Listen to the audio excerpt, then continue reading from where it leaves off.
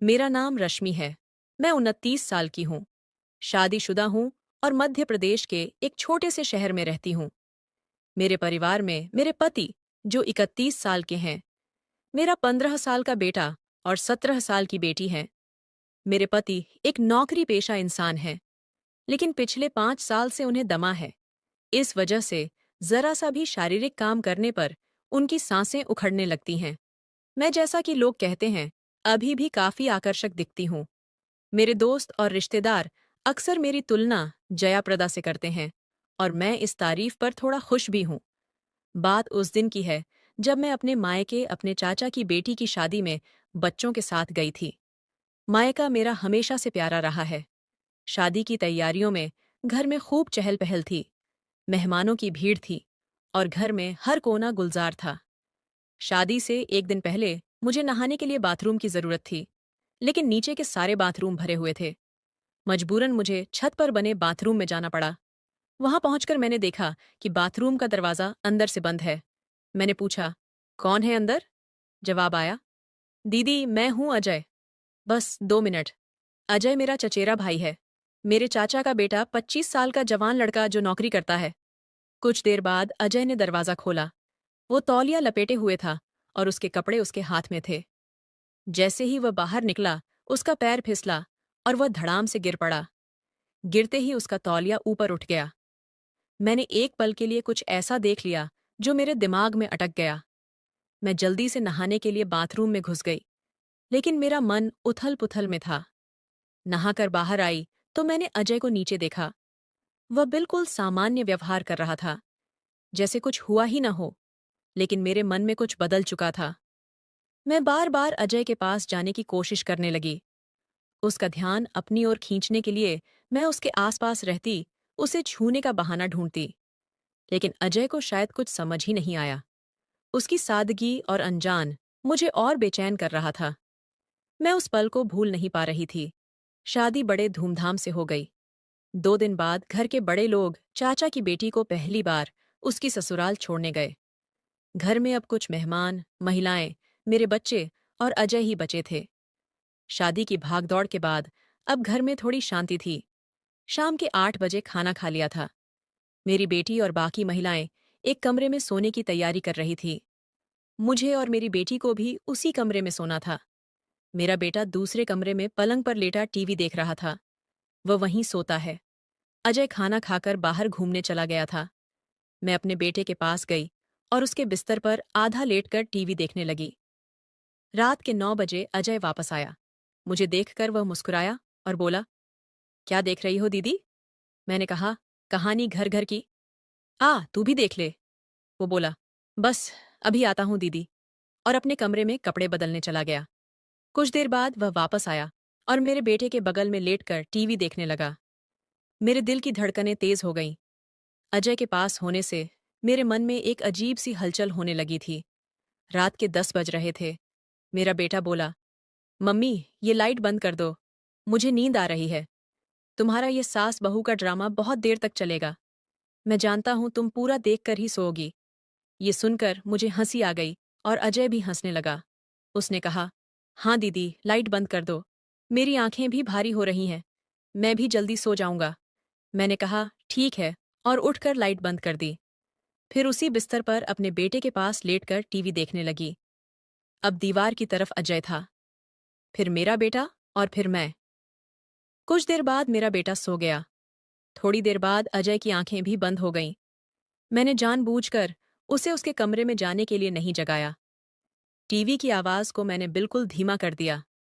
कुछ देर और इंतजार करने के बाद मैं चुपके से उठी और बगल वाले कमरे में जाकर देखा। मेरी बेटी और बाकी मेहमान गहरी नींद में थे। मैं वापस आई, नाइट बल्ब जलाया, टीवी बंद किया और अपने बेटे के पास लेट गई।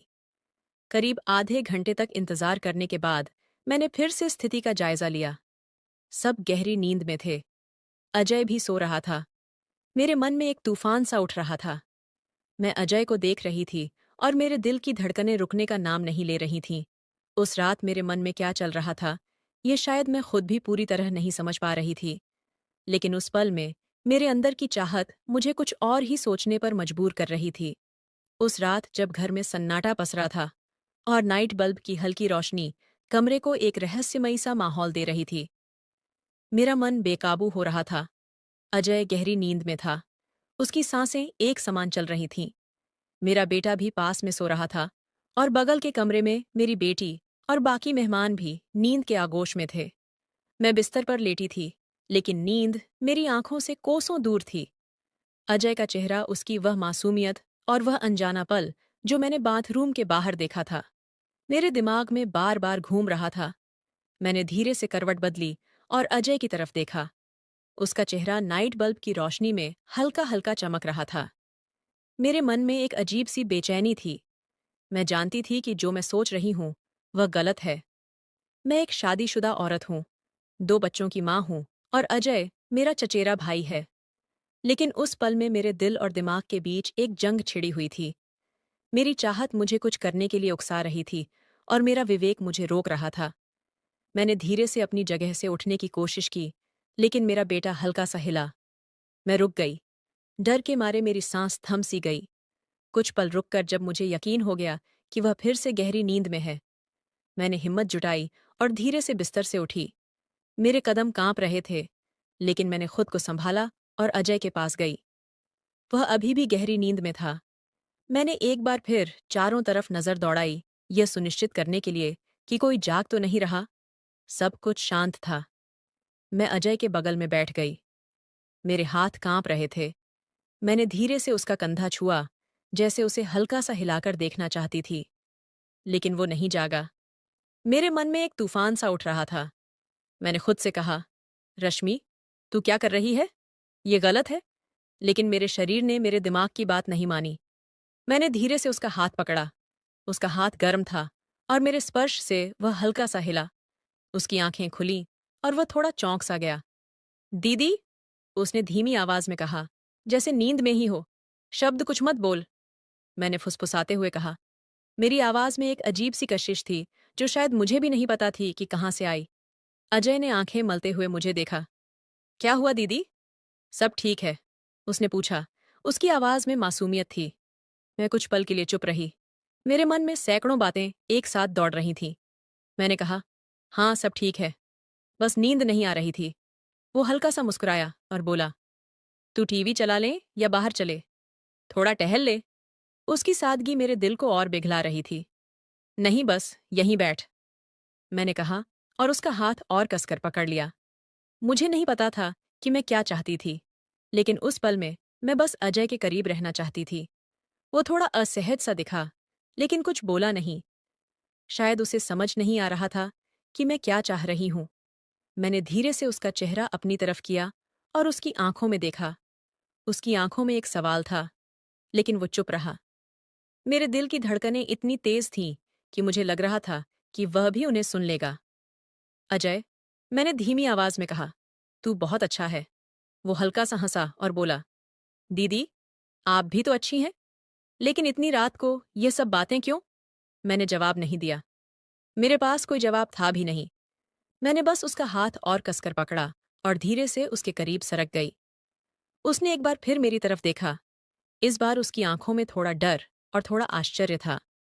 दीदी, यह ठीक नहीं है, उसने धीरे से कहा और उसने अपना हाथ छुड़ाने की कोशिश की। उसके शब्द मेरे लिए एक झटके की तरह थे। मैं एकदम से रुक गई। मेरे चेहरे पर शर्मिंदगी की और डर दोनों छा गए। मुझे माफ कर दे अजय, मैंने हड़बड़ाते हुए कहा। मुझे नहीं पता मैं क्या कर रही थी। अजय ने कुछ नहीं कहा। वो बस चुपचाप उठा और अपने कमरे की तरफ चला गया। मैं वहीं बिस्तर पर बैठी रही। मेरे आंसू रुकने का नाम नहीं ले रहे थे। मैंने खुद को कोसना शुरू कर दिया। रश्मि, तूने ये क्या कर दिया? तूने सब कुछ दांव पर लगा दिया। उस रात मैं सो नहीं पाई। सुबह होने तक मैं अपने विचारों में उलझ ही रही। अजय ने अगले दिन मुझसे सामान्य बात की, जैसे कुछ हुआ ही न हो, लेकिन मेरे मन में एक भारीपन था। मैं जानती थी कि मैंने एक गलती कर दी थी और अब मुझे उसका बोझ हमेशा ढोना पड़ेगा। दोस्तों, कैसी लगी आज की कहानी? कमेंट करके अपनी राय जरूर लिखें। नमस्कार और हमारा चैनल को सब्सक्राइब करें। धन्यवाद दोस्तों।